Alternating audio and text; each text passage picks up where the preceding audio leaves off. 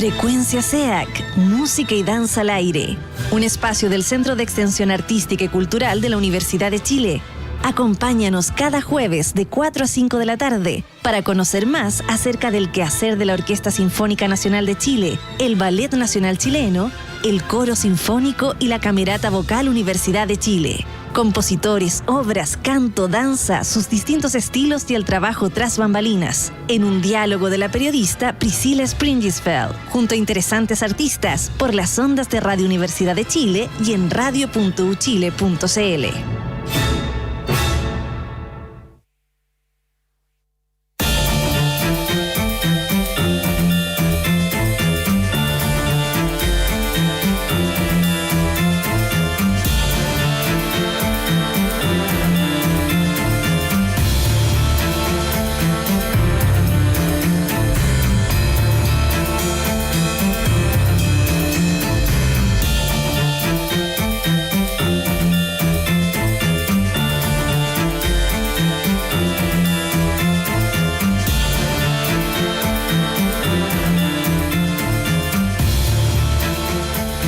Son las 8:34, continuamos en Radio Análisis y vamos inmediatamente a nuestro panel de conversación.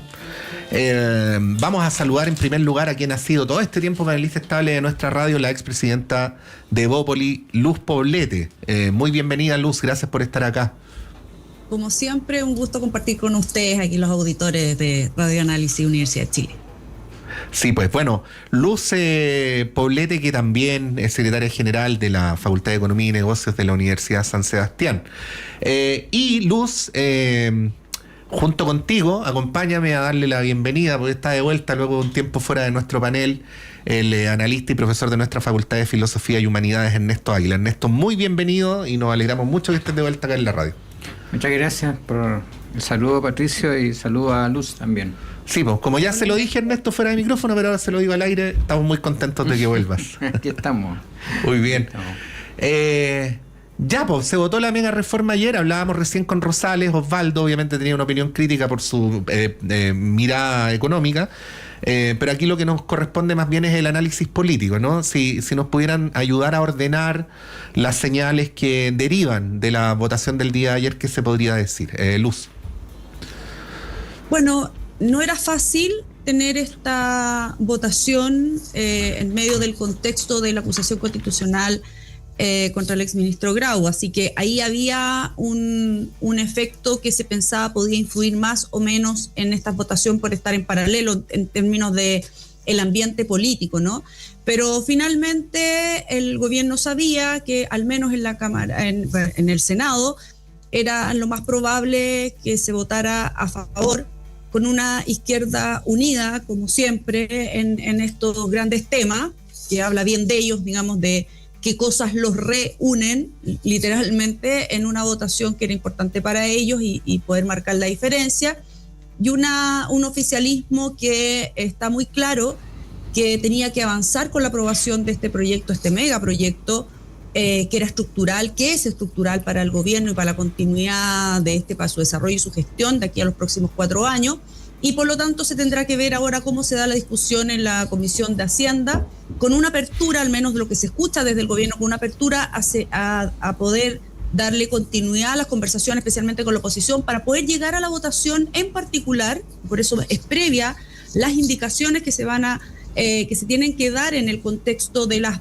comisiones. No es solo la Comisión de Hacienda, sino que también la Comisión de Trabajo, y creo que se me queda una más. Son varias las comisiones que van a estar conversando sobre este megaproyecto, y por lo tanto va a ser muy importante la disposición que al menos muestra verbalmente, pero ahora la tiene que hacer realidad el gobierno, en seguir en conversaciones con la oposición para poder llegar en buen pie y con todas las indicaciones posibles que mejoren en aquellas cosas que se ven como debilidad en el proyecto, para que de verdad pueda haber una votación, ojalá no ideologizada, así como porque lo presenta el gobierno, entonces votamos que no a todo, sino que efectivamente se dé una conversación política importante donde las indicaciones sean escuchadas, donde se puedan incorporar y finalmente llegar a la votación en particular con ojalá una mayoría que entienda que este megaproyecto es importante para el Estado de Chile, más allá de los tiras y aflojas que van a haber en ciertos puntos que sabemos que van a ser los que más se van a discutir en profundidad en lo que toca a las comisiones y a las indicaciones previas a la votación en particular. Ernesto. Sí, mira, yo partiría llamando la atención sobre el hecho de que la aprobación en general del proyecto tributario, mega reforma, de reconstrucción, se logró por solo un voto, con la abstención de un senador del PPD,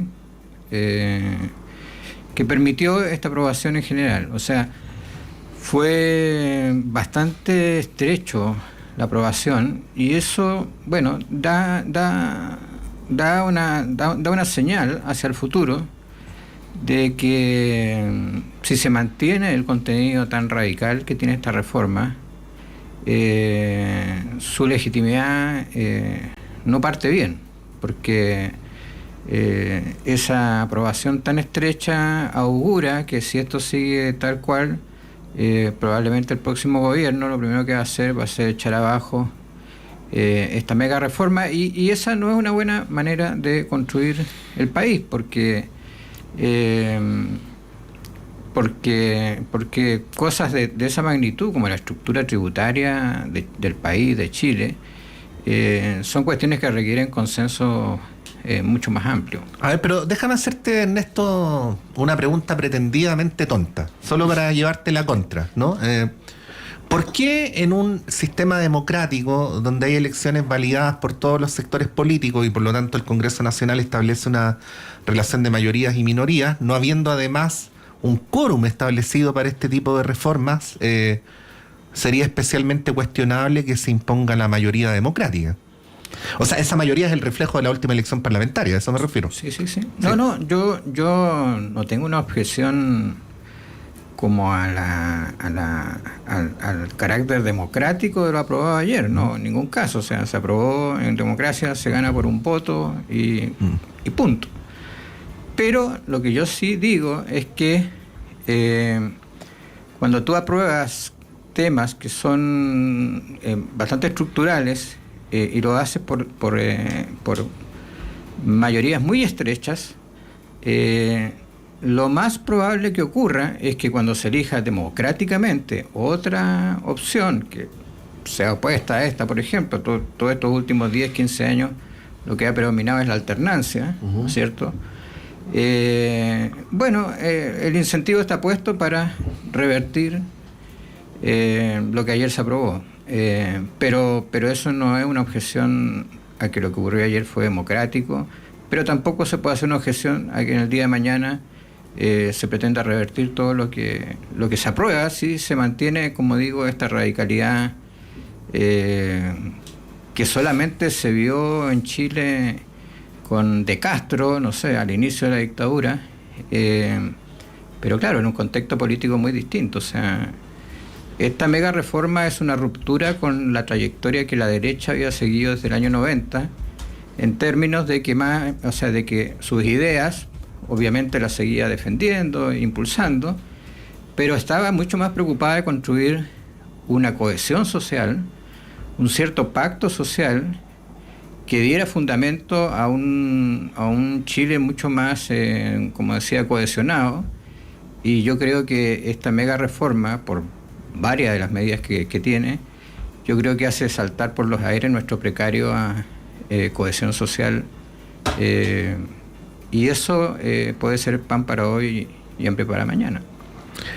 Sí, Luz, no sé si te acuerdas, quizás sí, no sé si te acuerdas cuando estábamos discutiendo el proceso constituyente de septiembre del 2022, que tú y yo ya estábamos acá en nuestros respectivos roles, y que a propósito de esta discusión sobre el Estado Social de Derecho hablábamos mucho sobre las definiciones doctrinarias sobre el Estado, ¿no? Ahí me acuerdo vívidamente, así dentro de los flash que uno tiene de todos los paneles que modera todos los días, que una vez conversamos contigo sobre esta definición, por ejemplo, que tenía Evópoli, de subsidiariedad activa. Ese es el concepto, ¿no? Del Estado, sí. y que tú explicabas las similitudes y matices que tenía, por ejemplo, con las declaraciones de principios de Renovación Nacional y de la UDI, ¿no? ¿Por qué hago esta introducción? Porque en la entrevista de recién Osvaldo Rosales dijo, y entiendo que lo acaba de decir Ernesto, que las medidas que está impulsando el gobierno van más allá del marco en el cual se ha dado la política económica durante los últimos 36 años, y para citar textual a Rosales, va más allá de la definición de Estado subsidiario de los partidos de Chile Vamos. Eso dijo Osvaldo Rosales. Bueno, te quería preguntar sobre eso para que lo incorporemos también a la conversación y al análisis. Mira, es difícil. Mira, quiero partir primero porque es siempre un riesgo para cualquier gobierno, y aquí no quiero hacer como alarde, porque podríamos también rememorar, ¿verdad?, lo que intenta y que hace con varias de sus reformas estructurales Michelle Bachelet II, digamos, ¿no? Hizo una apuesta a decir, es cierto, Chile ya ha vivido un proceso de transición política, económica, social, al recuperar la democracia con los gobiernos de la Concertación, y ella hace una apuesta en su segundo gobierno, en una nueva coalición política, con reformas estructurales en varios niveles, económicos y también sociales, educacionales, ¿verdad?, que son las que uno más recuerda y que hoy día uno va analizando cuáles fueron los efectos y el impacto de eso. Hay algunos que son apuestas arriesgadas, estructurales, como las que hizo Michelle Bachelet y como las que está intentando hacer también José Antonio Kast y su gobierno. No es fácil cuando no tienes una coalición amplia, porque recordemos que Chile Vamos, si bien está colaborando con el gobierno, no tiene una coalición política, y eso le puede afectar también en el avance de este proyecto. Si bien entiende las bases que se requiere de decir Chile está estancado hace más de una década, económicamente ha pasado por catástrofes tanto naturales como también la pandemia. No olvidemos que los coletazos de eso no iban a ser fáciles de sobrellevar. Lo intenta un gobierno como el de Gabriel Boric, bien, mal, más o menos, podemos volver a juzgarlo a propósito de la acusación constitucional, ¿no?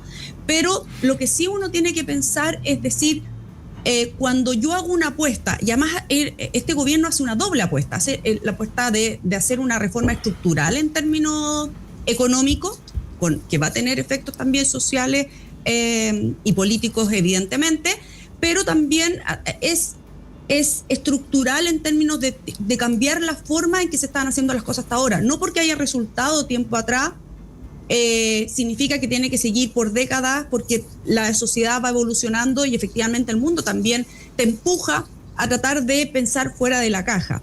Eso siempre es un riesgo, eso siempre para la oposición va a ser algo negativo, evidente, es parte también de su análisis.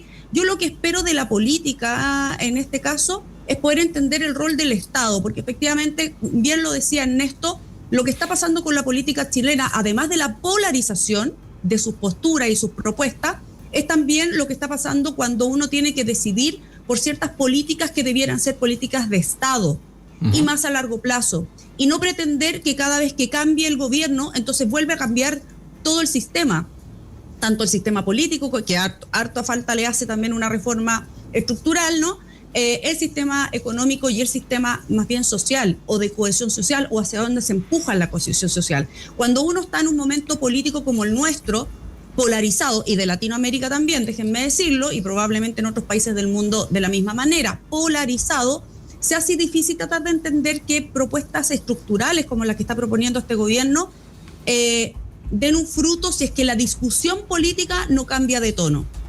Insisto, una discusión política de esta naturaleza profunda que se va a llevar a las comisiones, que requiere indicaciones, que requiere acercar a la oposición, al menos eso he escuchado yo del gobierno, que entiende, y de verdad lo quiero ver en la cancha, que entiende que si, como bien decía Ernesto, si esto no se llega a un acuerdo más amplio, no digo de todos, porque hay alguien que obviamente no van a estar de acuerdo, pero más amplio, que convoque aparte de una oposición razonable, que sea capaz de dar indicaciones, que hasta hace muy poco ni siquiera tenía una propuesta, pero sé que ahora sí la tienen, que la están poniendo sobre la mesa, que han ido a conversar, el Partido Socialista al menos fue a conversar a la Moneda para poder proponer sus propuestas, que se van a llevar a la discusión en 3 mesas, medio ambiente, trabajo y hacienda, como para poder decir, acá el rol va más allá de un gobierno que quiere hacer un gallito con algo tan importante como la estructura económica en nuestro país, que no ha funcionado en las últimas décadas. Déjenme decirles, no ha funcionado.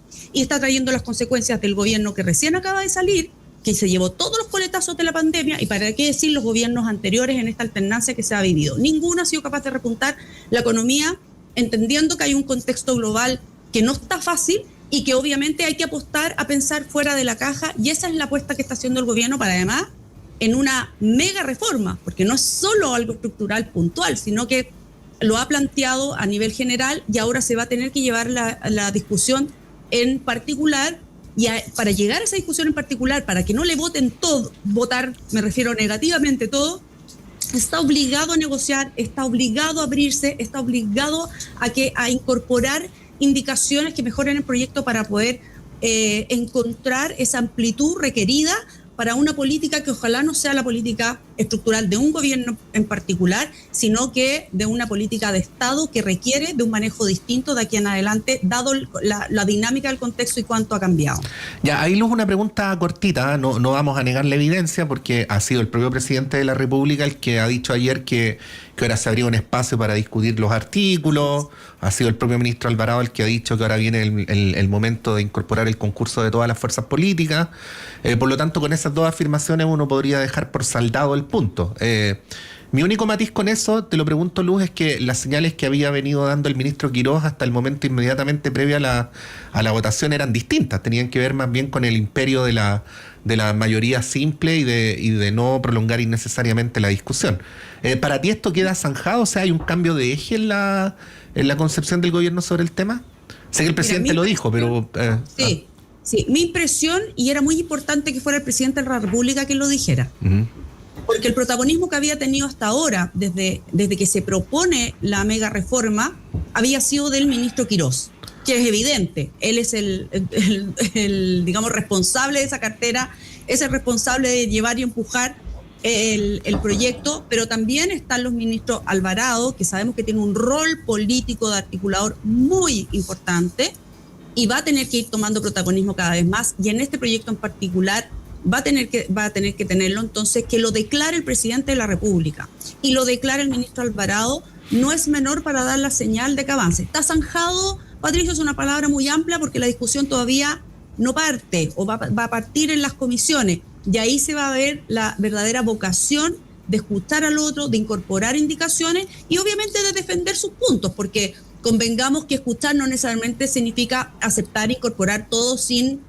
analizarlo en profundidad, porque obviamente tampoco se trata de cambiar el eje totalmente de lo que estructuralmente pretende la mega reforma. Pero sí creo que es una señal política muy importante, y uno puede ver también un cambio de tono en el ministro Quirós, que está un poquito más replegado, que está dejando funcionar también la institucionalidad más política, no tan técnica, dura, directa, sino que obviamente en el nuevo rol también del biministro, en este caso Alvarado, que lleva no solamente el rol de articulador político, sino que también la vocería del gobierno, y que sea el presidente que lo diga explícitamente, es porque de verdad, y vamos a pensar así, ¿no? Vamos a ver cómo se pliega en el Congreso de la discusión, pero es una asignación importante. Sí. Te decimos así en directo, Luz, que parece que algo pasó con tu micrófono, a ver si lo puedes ver, porque la última parte te la escuchamos así más o menos nomás, pero a ver si puedes revisar ahí la conexión de tus audífonos. Ok. Ahí está perfecto, sí. ¿Sí? Sí, la pregunta que yo hacía pienso que es legítima, porque en los análisis de las últimas semanas se ha hablado de dos almas en el gabinete que se despliegan simultáneamente, ¿no? Sí. Y a veces con la apariencia de no estar necesariamente coordinadas, Ernesto. Mira, yo me quedé medio pegado con la subsidiariedad activa, porque no lo había escuchado y me parece interesante. O sea, me parece interesante tratar de dilucidarla, pero...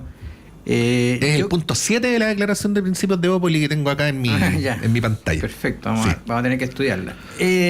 No, mira, lo que pasa es que el ministro Quirós, más allá de su rol de ministro de Hacienda, ha ido en las últimas semanas señalando un poco sus convicciones más profundas en este tema, Y una, por ejemplo, fue en su momento decir que en realidad la única política social que debería existir es el pleno empleo. Que finalmente lo que importa es el crecimiento económico y que eso va a generar inversión, va a generar empleo. Entonces, son ideas, a propósito de la subsidiariedad activa, o lo que uno podría intuir que hay detrás de eso, una idea de Estado mínimo, casi diría con cero subsidiariedad, o sea, o con muy baja subsidiariedad.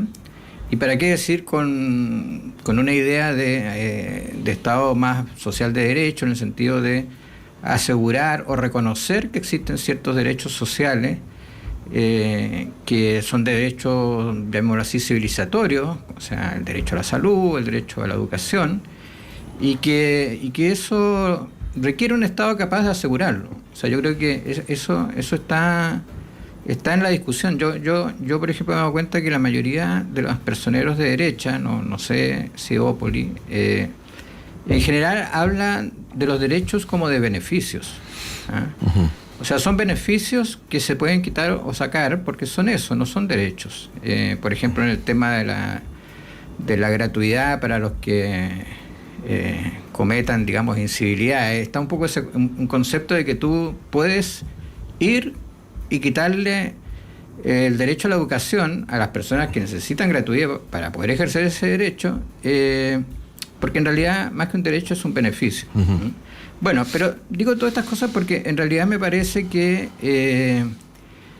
hay una discusión, yo diría que es de dos almas o de varias almas en el mundo de la derecha hoy día, y hay una que yo creo que es una decisión muy profunda. O sea, yo no creo que la diferencia sea entre la derechita cobarde y la derecha caníbal o merluciana, sino que yo creo que es entre una derecha liberal, que queda poca, lo digo con respeto pero con objetividad, y una derecha iliberal, que es la que se ha ido imponiendo en el mundo y en Chile también. Entonces, esa contradicción te lleva a conclusiones muy distintas en lo económico, en la relación con la democracia, de los derechos humanos, etcétera. Y yo creo que si la derecha liberal, que aún queda, simplemente va detrás de lo que hace esta derecha iliberal, republicana, libertaria, bueno, va a desaparecer, porque al final del día la gente entre el original y la copia va a preferir siempre el original. Entonces, si esa derecha liberal no es capaz de levantarse frente a ciertos temas y poner sus puntos por delante, y quedar completamente desperfilada, como siguiendo esta otra derecha, bueno, vamos hacia un sistema político en el cual lo que vamos a tener al frente es una derecha que cree poco en la democracia, que cree poco en esos valores. O sea, que un poco la derecha trumpiana, Milei, y bueno, y sería bueno saber si Renovación Nacional, Evópolis, están tras esa derecha o tienen otra visión de las cosas y se están dispuestos a dar la pelea por eso, porque en alguna de esas peleas yo creo que se podría encontrar perfectamente con el resto de la actual oposición. Sí, Luz, a propósito de la declaración de principios de Opoli, que el primer párrafo dice: nuestro partido es de inspiración liberal, así que creo que... Así es, liberal de derecha. Sí, pues... ¿estás de acuerdo con el análisis de Ernesto o cómo lo podrías complementar o rebatir? No, absolutamente. Sí. Yo creo que es muy peligroso para los partidos políticos en general, y lo digo en el mundo, el confundir una ola a veces muy atractiva de lo que está pasando a nivel tanto latinoamericano como mundial, respecto del populismo en política. Y eso se ve tanto en la izquierda como en la derecha, ¿no? En el mundo en general. Creo que ahí los principios y las convicciones, y qué bueno que tengas ahí nuestros principios a la vista, ¿no? Porque uno siempre se tiene que preguntar por qué nace como partido político, por qué nace como fuerza política, cuál es tu rol dentro de la sociedad en la que vives cuando decides activarte políticamente. Porque una cosa es ser un centro de estudio y tener en un buen paper y en un buen análisis una postura u otra, y otra cosa es tener postura política que además tú la llevas a una representatividad, ¿no? Una representación, tanto en el Congreso, o cuando eres gobierno, o cuando eres coalición. Y creo que Ernesto tiene harta razón. A Evópoli, bueno, es evidente, estuvo a punto de desaparecer legalmente en las últimas elecciones. Logramos sobrevivir a eso y creo que vale la pena la reflexión respecto de lo que está pasando políticamente, no por un gobierno en particular, que efectivamente es también una señal, es también un síntoma, es también lo que uno tiene que llevar. ¿Cuáles van a ser las convicciones que nosotros vamos a seguir defendiendo dentro del gobierno para quienes son Evópoli dentro del gobierno, que colabora con el gobierno sin ser una coalición política? Te da una cierta libertad de poder defender ciertos puntos, y yo creo que en este caso Evópoli y parte de Renovación Nacional lo ha hecho, y aquí hay una señal súper clara y explícita, ¿no?, con respecto a no estar de acuerdo con la acusación constitucional que se presentó en contra del exministro Grau. Creo que ahí se defiende un principio democrático, ¿no?, una herramienta institucional de no seguir debilitando nuestras instituciones, porque cuando efectivamente ocurra algo, que estamos nosotros mismos erosionando las instituciones que creo que en Chile, si bien pueden estar en un proceso crítico siguen siendo más o menos sólidas en defensa también de un sistema democrático importante. Y creo que ahí es la reflexión a propósito de haber sobrevivido a este momento donde la ciudadanía opta por opciones más polarizadas. Lo ha hecho en los dos últimos gobiernos, tanto en el gobierno de Gabriel Boric como en el actual de José Antonio Kast, y es ahí donde viene la reflexión. ¿Qué estamos proponiendo o qué no estamos proponiendo o qué no estamos defendiendo explícitamente? Porque efectivamente la ciudadanía está eligiendo esos polos. Yo no hablo de originalidad y no, porque creo que los liberales son originales y son de origen, y es distinto a un partido conservador o a una fuerza conservadora. Y es ahí donde se tienen que notar los matices, y probablemente no se están mostrando esos matices con la suficiente fuerza como para que se vea esa diferenciación entre una fuerza política y otra, de izquierda y derecha, por un lado, para que no seamos llamados la derechita cobarde ni mucho menos, sino que todo lo contrario, ser valiente en defender esos principios, y también que se note la diferencia entre ser liberal y ser conservador en una sociedad que está optando por posiciones más duras a ese respecto. No es fácil en un ambiente polarizado. Cuando uno lo mira de afuera es una cosa, cuando uno tiene que reactivar un partido político y una fuerza y volver a ser atractivo para la sociedad en términos de representación, es una reflexión profunda que tiene que hacer parte de la derecha en este caso, y también, ¿por qué no decirlo?, tenemos que meterlos también en el mismo saco, la reflexión que tiene que hacer la izquierda respecto de qué tipo de oposición quiere hacer estos próximos 4 años. Uh-huh. Luz, cuando tú hablas de que hay que reivindicar con más fuerza los principios, ¿lo dices en términos generales o en este contexto actual, incluso dentro del gobierno? No, yo creo que uno no puede hablar en generalista. Ya. Yo creo que cada momento histórico, cada momento político tiene que ser una oportunidad para las distintas fuerzas, primero para cuestionarse y autoanalizarse y autocriticarse por qué nos fue como nos fue en las últimas elecciones. ¿Cuál es el contexto que está pasando? Que uno puede decir, ya, está todo polarizado, pero no puede ser una excusa para no decir por qué nosotros no hemos hecho lo suficiente para poder defender ideas liberales que yo te aseguro que debiera coincidir gran parte de la ciudadanía. El mismo cuestionamiento a lo mejor se está haciendo a la izquierda. ¿Qué nos pasó como izquierda que no logramos traccionar en un relato, en un proyecto de cara al futuro, no de cara al pasado, que es el caso de Evópoli, que no tiene una tradición del pasado? Es un partido que nace liberal en estos tiempos, sin la carga de la dictadura, sin la carga de, como otros partidos, sin esa tradición y pensando de cara al futuro. Y algo pasa en el camino y uno tiene que ser capaz de mirarlo críticamente, porque si no cambias y simplemente desapareces. Entonces aquí tienes una oportunidad, o te transformas y vuelves a conectar con lo que está pasando actualmente y vuelves a proponer algo de cara al futuro para tu país desde lo liberal, y desde lo liberal de derecha, que tampoco es lo mismo que ser un liberal de izquierda. Aquí tenemos otro partido, que es el Partido Liberal, que es de izquierda, y también tendrán que cuestionarse cuáles son los principios que defender como oposición en este caso. Sí, bueno, vamos a ir un breve alto, Ernesto, Luz. Quería plantearles un tema para la vuelta. Todo el mundo ha expresado su conmoción respecto a este terrible asesinato de este niño en San Bernardo, que es un hecho en principio policial, Pero como este es un panel político, quería proponerles que a la vuelta analizáramos la reacción en general del sistema político sobre el tema, porque aparecen inmediatamente, casi luego de conocido este terrible hecho, nuevamente dos propuestas. Una es la de sacar los militares a la calle en la región metropolitana, y una segunda es la de modificar la ley penal adolescente para endurecer el régimen contra los niños, niñas y adolescentes infractores de ley, ¿no? Y creo que esto nos remite a un tema mayor, que es que en general cómo procesa el sistema político el debate sobre seguridad, y especialmente en contextos de alta conmoción pública como el que comprensiblemente estamos viviendo, ¿no? Bueno, son las 9:03, vamos a un breve alto y a la vuelta a nuestro panel de conversación.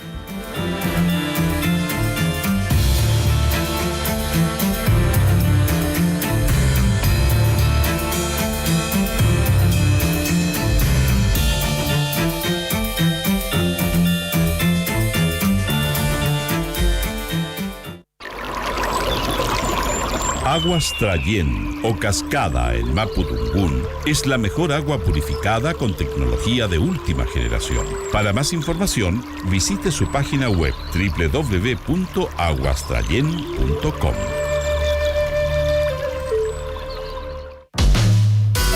Conciencias y Educación, un programa de la Facultad de Ciencias de la Universidad de Chile dedicado a mostrar el estado de la ciencia de frontera y analizar las políticas educacionales y contenidos programáticos sobre educación científica y educación ambiental. Hola amigas y amigos, soy Raúl Morales Segura, decano de la Facultad de Ciencias de la Universidad de Chile, y deseo invitarles a acompañarnos en nuestro programa Conciencias y Educación cada viernes a las 12 horas en Radio Universidad de Chile. Conciencias y Educación, un programa para una ciudadanía más demandada en los avances científicos, tecnológicos y ambientales, en el 102.5 FM y radio.uchile.cl. Este 31 de julio, el Teatro de la Universidad de Chile se transforma con una nueva versión del festival La Razón de Cantar. Un encuentro único con José Looses, Pascuala y la Vaca y Fauna, Nano Stern y José Cebes, junto al grupo Equipaje. Una noche para la música con propósito y la memoria de nuestro pueblo. No te quedes fuera. Entradas a la venta en portaltickets.cl. Te esperamos. No es libertad de elección cuando hay desinformación. Durante décadas, la industria tabacalera ocultó los daños del cigarrillo y hoy repite la estrategia con los vapeadores. La salud pública debe basarse en evidencia, no en marketing. Infórmate y decide con autonomía. Soy la doctora Andrea Muñoz Martínez, académica del Departamento de Salud Pública de la Facultad de Odontología. ¿Crees que fumar o vapear daña solo los pulmones o la boca? El consumo de tabaco y nicotina no daña una sola parte del cuerpo. Afecta al corazón, el sistema nervioso, el sistema digestivo y los riñones y vejiga. No es un daño aislado, es un daño sistémico. El programa A Tu Salud te informa para cuidar. Soy el doctor Marco Cornejo Ovalle, académico del Departamento de Salud Pública de la Facultad de Odontología. Que no te vendan humo. Una iniciativa conjunta del programa A Tu Salud, el Departamento de Salud Pública de la Facultad de Odontología de la Universidad de Chile y Radio Universidad de Chile. Dos funciones de este viernes. Hay una a las 11:30 de la mañana, entiendo que esto es en el contexto de las vacaciones de invierno, ¿no? Y otro a las 7:30 de la tarde en la Gran Sala Sinfónica Nacional, así es que pueden llamar desde ya al 22-977-1579, 22-977-1579. Bueno, antes de entrar al tema que les había propuesto, un mero complemento a lo que señalaba Luz en el bloque anterior respecto a la posición de Bópoli en contra de la acusación constitucional contra el exministro Grau, que a propósito de que el senador Cruzcoqui anticipó de alguna manera o dio a entender su voto, se tuvo que inhabilitar, ¿no? Ayer, por iniciativa propia, notificó al Senado de que se inhabilitaba de la votación, lo cual, pienso yo, de facto opera como una suerte de voto en contra, ¿no? Porque como en este caso hay una meta fija, ¿no? La mitad más uno de los senadores en ejercicio, o sea, esto no es relativo, son 26 votos. evidentemente cualquier voto que se reste de la votación conspira contra que quienes quieren alcanzar esa meta lo puedan lograr, ¿no? Por lo tanto, ahí ya hay un voto menos. Aprovechamos de contar el procedimiento y las reglas del juego para esta votación que se va a hacer en el Senado. Bueno, sí, porque para destituir al presidente de la República y gobernadores regionales me parece que son 2/3 del Senado. Pero en el caso, bueno, de ministro o exministro es la mitad más uno, pero no de los que están presentes, sino de los que componen, y en este caso, claro, son 26, y si hay uno que se resta, no sé si fue una manera elegante de bajarse o votar en contra, o simplemente un error, o no sé qué, pero lo cierto es que, bueno, mejoran un poco las probabilidades de que no se apruebe esta acusación constitucional en el Senado, que, bueno, ahí después podemos analizarla, pero creo que es una buena noticia. Bueno, entiendo que Luz está de acuerdo con esa afirmación. Sí. Yo creo que lo que es buena noticia, además, porque esto es un caso en particular y que ya viene, lo decía Chalper, ¿no? Como de estas temporadas de acusaciones constitucionales. Que en este caso ha sido bastante larga, Luz, ¿eh? Llevamos varios años. Bien largas. Y sin mucho entender, el tema de las instituciones, pero yo creo que lo que sí es buena noticia es la declaración en la cual fue liderada prácticamente por Luciano Cruzcoque, presidente de Evópolis, pero que habían senadores transversales, o sea, de izquierda y de derecha, para proponer al Líbero, digamos, al Congreso Nacional, el hacer una modificación seria respecto de cuáles son los requisitos para poder hacer una acusación constitucional, para quienes entendemos que debiera ser la última ratio y que además las condiciones en las cuales las razones por las cuales uno debiese hacer una acusación constitucional son bastante explícitas en la ley y no se cumplen en la realidad con este paseo de acusaciones constitucionales por cualquier cosa, casi que porque no estoy de acuerdo en cómo lo hizo, que yo puedo criticarlo en profundidad absolutamente y quitarle todo piso político, incluso hacer una condena social y política hacia afuera, por los medios, por distintas vías, pero distinto es una acusación constitucional, porque al final lo que hacemos es invalidar y delegitimar una herramienta que sí tiene el Congreso para los casos graves. Entonces, creo que la buena noticia es que ojalá avance a propósito de este caso en particular, que no se hizo durante el gobierno de Sebastián Piñera II, que no se hizo durante el gobierno de Gabriel Boric, y que ahora sí se tiene una oportunidad para empezar a reivindicar un poquito la forma de hacer política. A propósito del bloque anterior, ¿no? De que ojalá la discusión respecto de una reforma estructural como la que propone el gobierno, más allá de las legítimas diferencias y legítimos argumentos para aprobar algunas u otras indicaciones, creo que la apertura a la discusión seria respecto de cómo debemos funcionar de aquí en adelante, porque el contexto ha cambiado, es lo mismo con respecto a las acusaciones constitucionales. Creo que las condenas políticas no se pueden hacer a través de esto, que 10 firmas para poder acusar constitucionalmente a un ministro o hasta el presidente de la República es demasiado poco, que existen otras instancias que debieran ser obligatorias antes de llegar a la última ratio, como son la comisión investigadora, como son las interpelaciones a los ministros, o sea, tener los argumentos sobre la mesa y de ahí decidir si es que incurre en la gravedad de los argumentos como para poder decir, entonces pasa a la etapa siguiente de última ratio, como son las acusaciones constitucionales. Y eso me parece que está pasando tanto en el Senado, en esta exposición que terminó en inhabilitar a Luciano Cruzcoque, porque obviamente ahí dio cuenta de su postura, y también sé que un grupo importante en la Cámara de Diputados también querría impulsar este cambio constitucional. Sí, solamente para, no me las quiero dar de estadística acá, pero solamente para situar el tema de las acusaciones constitucionales a propósito de la mención de Chalper a la temporada de acusaciones. Existe un cierto consenso de que el momento más convulsionado de la historia de Chile en los últimos 60 años fue la Unidad Popular, ¿no? Durante la Unidad Popular se presentaron 9 acusaciones constitucionales. Luego, durante el gobierno de Bachelet, el primero, 1. Durante el primer gobierno de Piñera, 3. De ahí viene la de Harald Beyer, que fue la que se aprobó. Luego pasamos a 11 acusaciones durante el segundo gobierno de Piñera y a 9 durante el gobierno de Boric. De lo cual queda claramente establecido que esta es una práctica que se ha agudizado desde el año 2018 en adelante. ¿Puede ser una? Sí. No, yo estaría de acuerdo en subir el número, por ejemplo, los requisitos, el número de firmas necesarias, en fin, porque también yo creo que tiene otra perversión. Bueno, en este caso es la primera vez que se intenta destituir un ministro que ya dejó sus funciones, o sea, el pueblo habló, cambió el signo del gobierno, o sea, las cosas, si es que democráticamente como que se ajustaron, digamos, si es que existía, una crítica sobre lo que se había hecho anteriormente, o sea, pero además yo encuentro que es una herramienta que se utiliza también para cambiar la agenda. O sea, si tú tienes 10 firmas, ahora llevamos como un mes hablando de la acusación al ministro Grau, en medio del debate de cuestiones que son realmente sustantivas, como esta mega reforma, como el proyecto de escuelas protegidas, en fin.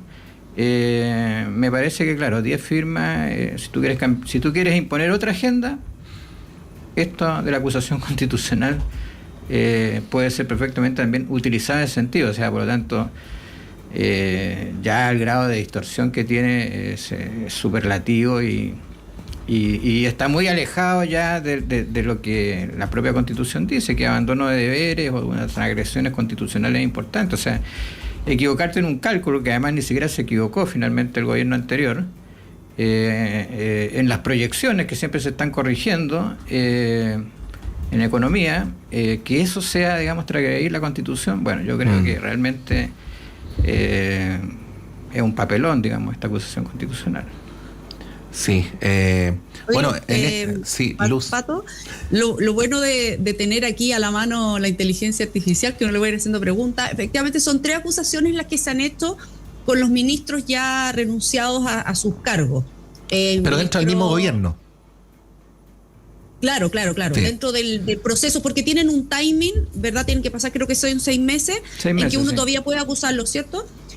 Marcela Cubillo fue acusada después que dejó el cargo y Andrés Chadwick también fue acusado después que dejó el cargo. Y este sería el tercer caso en que un ministro es acusado después de haber dejado sus funciones. ¿Pero de haber terminado el gobierno? Creo que ahí no, creo que es el primero. No, claro, el primero terminado. Claro, no es lo mismo haberse ido del gabinete dentro del mismo porque gobierno. Además, a veces cuando tú ves que la persona está muy hackeada, por lo general renuncia y ahí se desinfla la acusación. Pero en este caso tú dices que son 2 personas que habrían sido acusados, ya renunciados. Ahí pero dentro del mismo gobierno, como dices tú. Durante el gobierno, sí. Con continuidad de su propio gobierno, sí. Bueno, sin querer queriendo hablamos todo este rato de la acusación constitucional contra Grau, pero si les parece retomemos el tema que les había propuesto antes de la pausa, Ernesto. Mira, el tema de la seguridad y el tema de lo ocurrido con este niño es suficientemente grave, penoso, como para tratar de sacar réditos políticos. O sea, que es como siempre la tentación de tratar el tema de la seguridad como una especie de arma arrojadiza contra el adversario. Creo que se usó y se abusó de manera increíble en relación al gobierno anterior.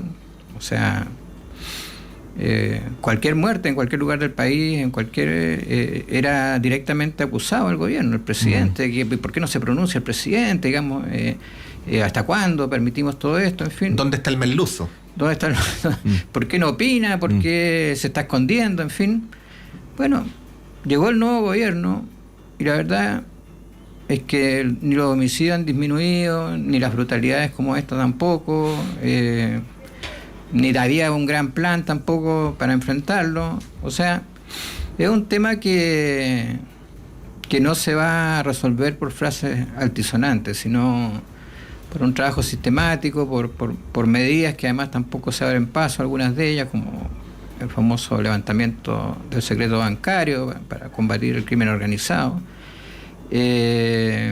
Todo el tema de menores, que también, o sea, esto es una tragedia completa, porque en realidad muere un menor, un joven, y lo realizan, parece, en parte importante también jóvenes. Ujú. Entonces, no quiero poner los ojos al cielo y decir qué está pasando, la crisis de la juventud ni la sociedad. No, hay un problema real que yo creo que, por ejemplo, la izquierda, si quiere intervenir en estos temas, debiera realmente salirse de la chimuchina y mostrar una visión distinta, digamos. Ujú. Que combine sin complejos también no solo lo punitivo, sino que también la necesidad de reinserción, de recuperación de los jóvenes, de trabajo con ellos, de combatir la marginalidad, la pobreza en que muchas veces surgen estas cosas.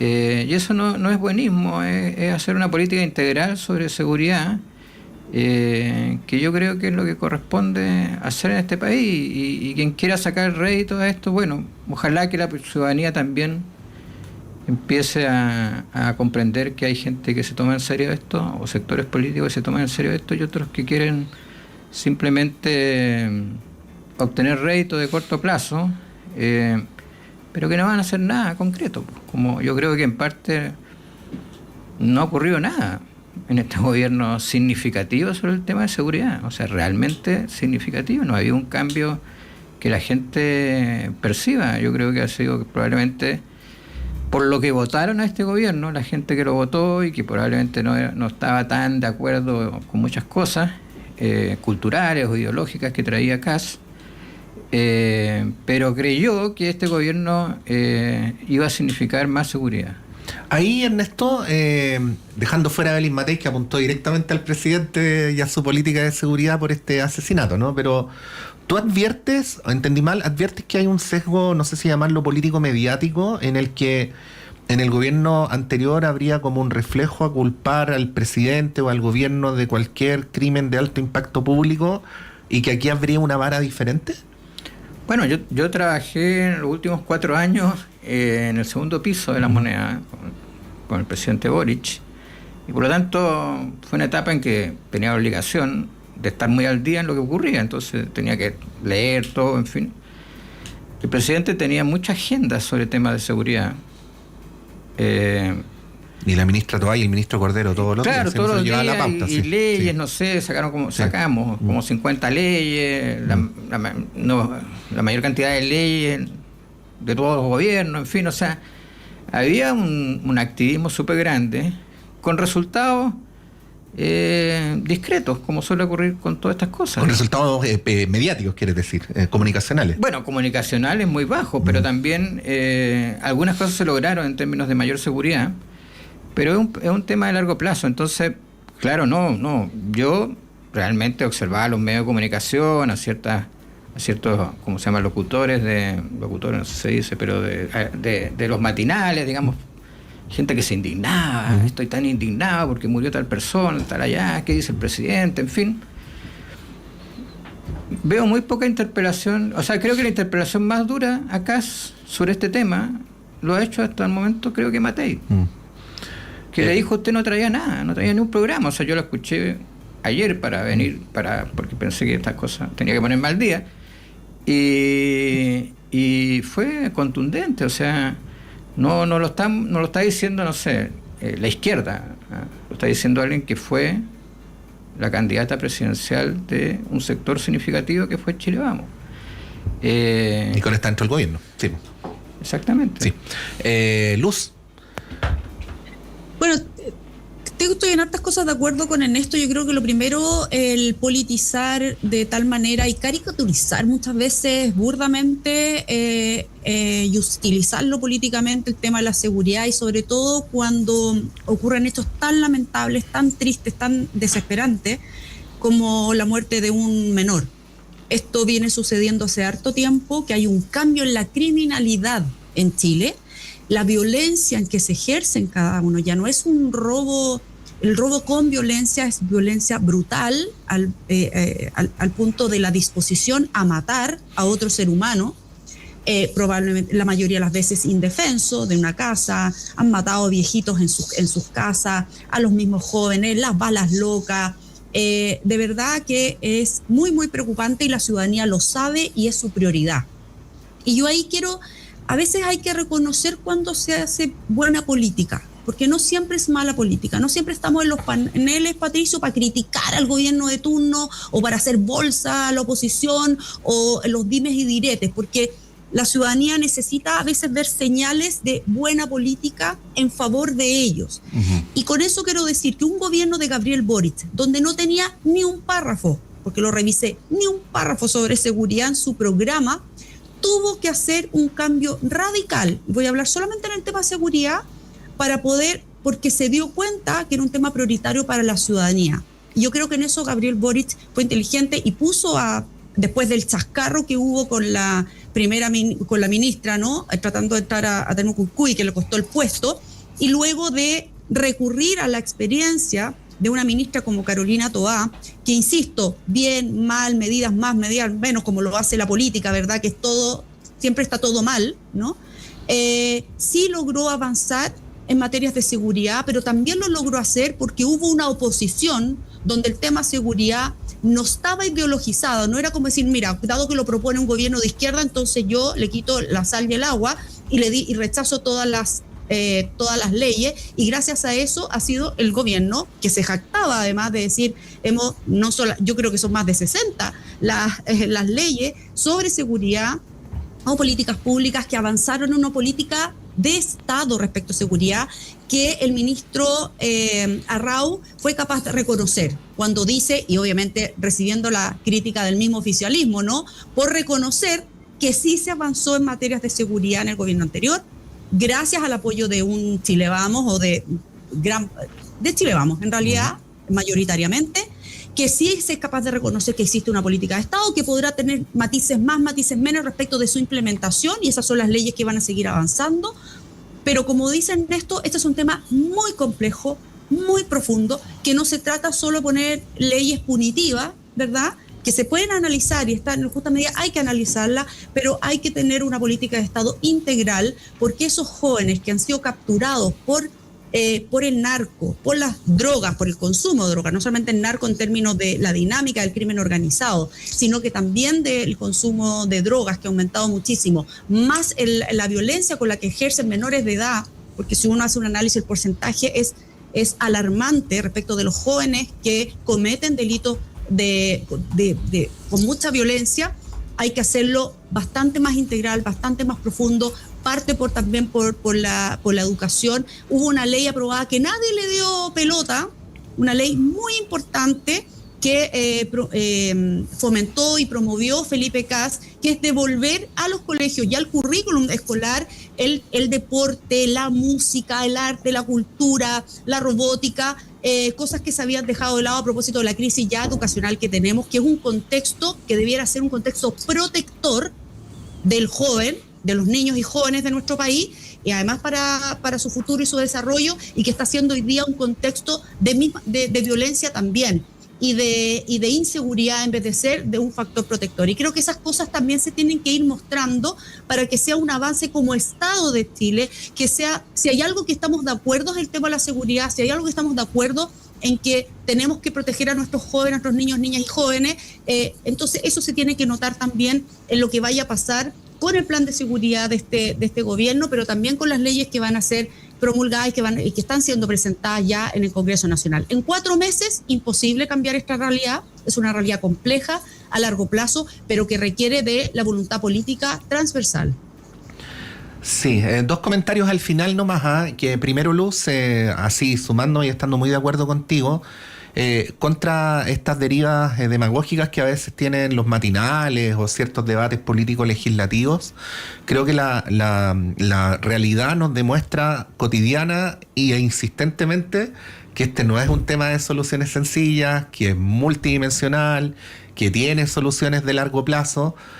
Y prueba de ello es que este mismo gobierno, que en campaña había hecho una narrativa muy de vamos a resolverlo automáticamente, ha debido reconocer, sobre la base de los propios traspiés que ha tenido, que este es un asunto que no se resuelve mágicamente, ¿no? Que por decirlo alguna vez aquí en esta radio, por ejemplo, quedábamos como como fuera de rango, ¿no? Pero que es muy evidente.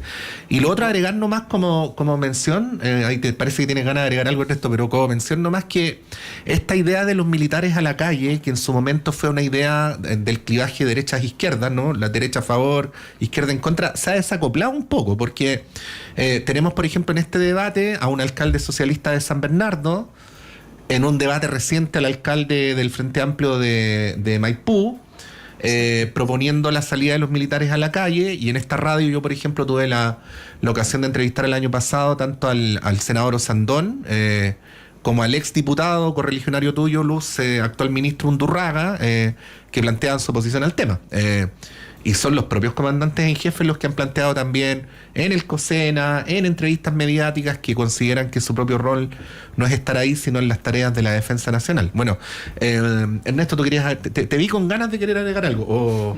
No, iba a agregar, pero es un tema largo, de que a propósito de cómo enfrentar los temas de seguridad,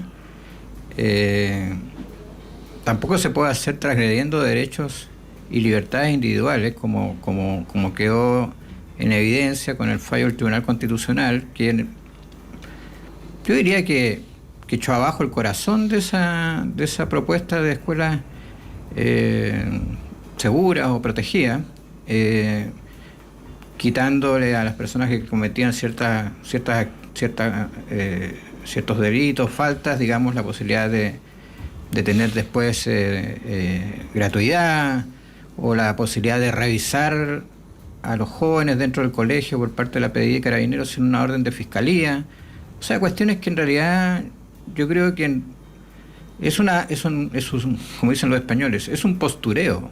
Postureo en el sentido de que se actúa una cosa para parecer mucho más firme, claro, en este tema, pero en el fondo son propuestas bien inconsistentes. Uh-huh. Y ahora, esta cosa de los militares a la calle, bueno, es todo el mundo al revés. O sea, los militares no están para funciones de orden público. En algún momento se discutió, no sé si aprobar finalmente la ley de infraestructura crítica, que, bueno, puede llegar hasta ese punto a considerarse que podría ser, digamos, algo que los militares pudieran asumir, pero tareas de orden público, o sea, para resolver lo que ocurrió con este niño, hay que sacar a los militares a la calle, o sea, y que eso lo proponga un alcalde del Partido Socialista, a mí me parece insólito. Yo no se lo escuché a Bodanovich últimamente. No, en un debate anterior, por eso dije, no ayer, en un debate anterior él planteaba que era una idea plausible. Sí. Bueno, mala idea. Bueno, estamos llegando al final, pero por favor, Luz, Ernesto, acompáñennos a contarle la buena noticia a quienes han ganado. Mientras volvemos a escuchar el Danubio Azul de... ¿Y los panelistas no...? De Strauss. No, los panelistas no pueden, pero Ernesto Águila, los funcionarios de la Universidad de Chile tienen un 35% de descuento. Está bien. Así que usted puede ir con un descuento significativo. Este Danubio Azul de Strauss, que para aclarar a algunos distraídos no es una composición hecha para matrimonios, ¿no? Ni fue la música de Florcita Motuda de una canción de campaña, ¿no? Va a ser parte, por supuesto, del programa. Los ganadores son, ¿está bien dicho? Alopa Fierro, ¿sí? Trinidad Inostroza, Moira Santibáñez, Jimena Castro y Pamela Maureira. Ellas han ganado las entradas para el concierto de mañana a las 11:30. Una invitación doble para cada una a la Gran Sala Sinfónica. Y luego, para la función de las 19:30, Carlos Prieto, Antonieta Abarca, Ana Pedreros, Karina Acuña y Astrid Correa. Y también nos piden que Pamela Maureira llame a la central de la radio, porque se cortó la comunicación justo cuando le estaban dando las indicaciones de su premio, al 22977-1570. 22977-1570. Bueno, disfruten esta función fantástica que ha sido preparada especialmente en el contexto de las vacaciones de invierno. Luz Poblete, muchas gracias como siempre, que tengas un buen día. Igualmente. Muchas gracias, Ernesto Águila. Gracias, Patricio, Luz. Nos pasamos un poquito, así que nos vamos corriendo para que venga Claudio Medrano con ustedes y con una muy interesante conversación.